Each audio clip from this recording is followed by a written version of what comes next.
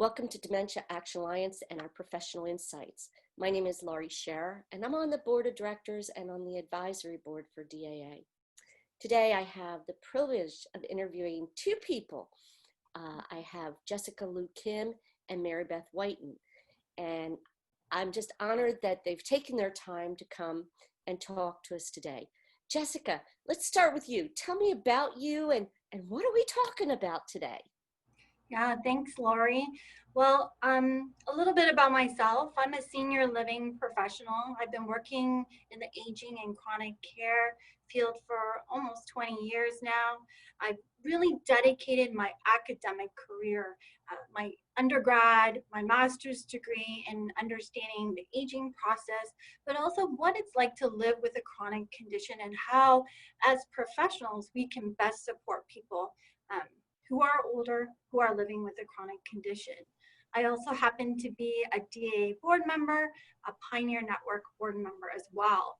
And today, I'm super excited to be talking about the importance of collaboration, especially as professionals, the importance of collaborating with people living with dementia. Wow, we can't wait. This will be a great discussion. Thank you, Jessica. And next, I have the honor of introducing, or letting her introduce, Mary Beth Wighton. Tell us about yourself. Thank you, Laurie. First, thanks very much for inviting me here today. I'm quite super excited. So, as you know, my name is Mary Beth Wighton, and I'm 53 years old. And I was diagnosed at the age of 46 with probable frontotemporal dementia. And since that time, have been extremely busy advocating for the rights of people living with dementia. So I'm working at the international level, World Health Organization. I work part of the ministerial advisory team of Canada, so directly inputting into the federal policy. And I'm very proud to be a co-chair of Dementia Advocacy Canada. So lots of stuff, very busy, and very important to talk about relationships today. So thanks. Wow, thank you both. I know I've spoken with both of you in the past, but it's really great to be able to get the three of us together and really just talk like this. I have a question though. How did you two meet? What brought this about? I mean, it seems like you're working together very well, but how'd that come to be? Oh, Laurie, can I take this one? I'd love to take this one. Go for it. Okay, so when I was diagnosed with dementia, the first thing I started to do is to look for support, people who I could talk to, but there really wasn't a lot. And the types of support that were there was very almost dismissive of people living with dementia. We were not equals in my viewpoint. And so I just kept looking. And then one day I found a guide. It's called Bios Guides Education Program. And I happened to flip it over, and this symbol was called MERA. And I had never heard of MERA before. And it happened to even be in my local town. So I got on the phone and started talking to MERA, which, Jessica, I'm going to hand this over to you. This is where we first met. So MAREP stands for the Murray Alzheimer Research and Education Program. It was a research and education center housed at the University of Waterloo in Ontario, Canada. And the whole purpose of that research and education center was to partner and collaborate with people living with dementia so that we, as individuals who aren't living with the condition, could better understand what it was like and what could we do to help support a greater understanding of dementia, as well as to understand what is needed to support people living with dementia to experience well-being and a good quality of life. And so Mary Beth reached out, had the good fortune of going over to her house and sitting at her kitchen table with herself and her partner and learning more about what could collaboration look like for the both of us. And if I can just kind of jump in to finish this off, it really was the very beginning, Lori, of a true relationship. So, you know, through conversation, through learning about each other, so Mayrep, and then at the individual level of Jessica herself, we have, I think, we've taken dementia advocacy by storm because we're stronger for it.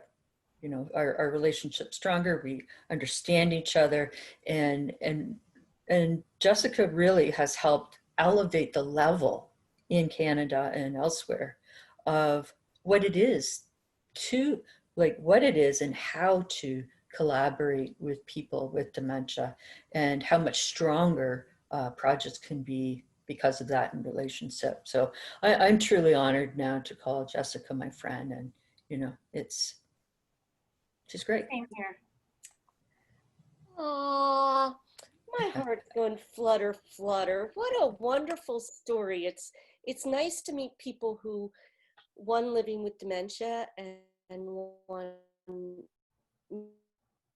not living with dementia, but fight for dementia, who really can build a bond and learn from each other. And I think that was the key that I'm hearing from both of you.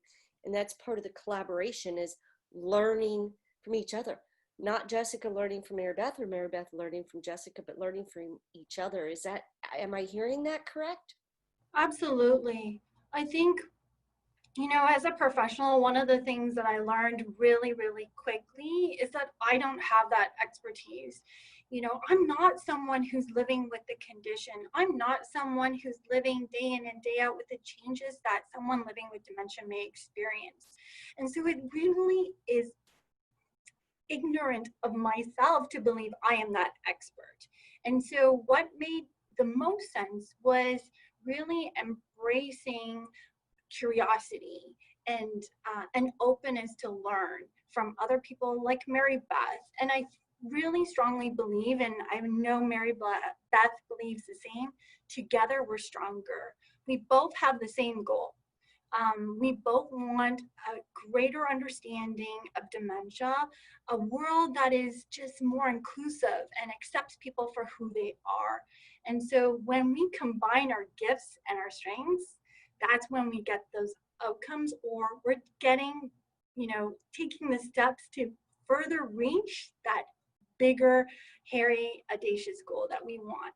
And that's to create a better place for anyone and everyone, including people living with dementia. Oh, that is so awesome. Now, just one more question here. And in your opinion, why is it important to collaborate from a person living with dementia's perspective, and from a professional servicing people living with dementia? Why is collaborating and talking to each other and really working together, why is that so important? And I'll throw this one at, who wants it first? Mary Beth, do you want to go first on this one? Please. Okay. Mind. You know, one of the things I think collaboration does is, and we talked about it earlier, it's about learning from each other. One of the most important things that I learned right at the very beginning, Jessica kept calling me this expert. And I didn't know what she meant because no one had called me an expert before. And so through knowledge and through experience, we can really elevate the conversation. We can support each other in different concepts, things like human rights, which is one of my big ones that I love to talk about. And so collaboration is, I see it as the basics, as the base of the foundation of relationships that we can build anything on. And I think collaboration also shows trust in a relationship. And that's important, as we well know. The more we trust people, the more we'll give of ourselves and share of ourselves.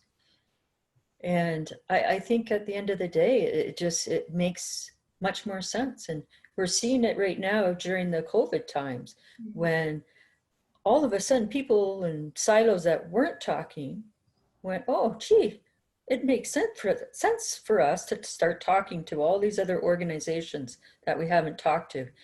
And quickly, all of a sudden, things are getting done.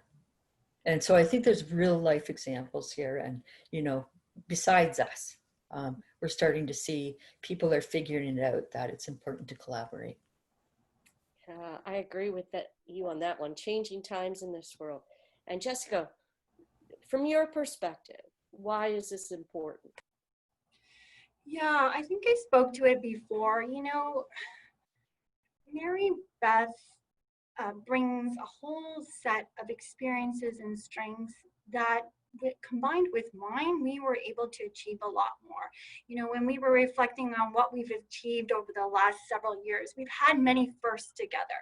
We were able together as a united front be able to advocate. You need to have people living with dementia at conferences to speak about what it's like to live with dementia, not have medical professionals be the one to talk about the condition and what it's like. We were able to start inaugural events where we were building a better awareness and understanding of dementia. You know, we even had Mary Beth kind of review physical designs of a retirement home and have people living with dementia consult on that, whereas before that didn't necessarily happen. And so when we were able to combine our strengths together and bring our unique perspectives, we again were able to achieve a better outcome and take the steps to building, you know, a stronger understanding of what it's like to live with dementia. Wow, thank you. Thank you so much for sharing your perspectives and your insights with us. I really do appreciate this. And I know some of our listeners are going to be joining us for dementia discussions where you'll be sharing more insight, and others will be watching the video and they're going to miss out on the discussion. But I really appreciate you coming on and talking to us. For all of our listeners, I want to thank you also for supporting us. If you like this and you want to hear more, please subscribe to our YouTube channel and follow it by hitting the little bell that's on YouTube so you can follow it and you'll get a notification when there's a new one. So again, Jessica, Mary Beth, thank you for being here today. Thank you. Thank you. And listeners, thank you for following Dementia Action Alliance. My name is Laurie Scher. I'm here with Jessica Lou Kim and Mary Beth Wighton. And you all have a great day.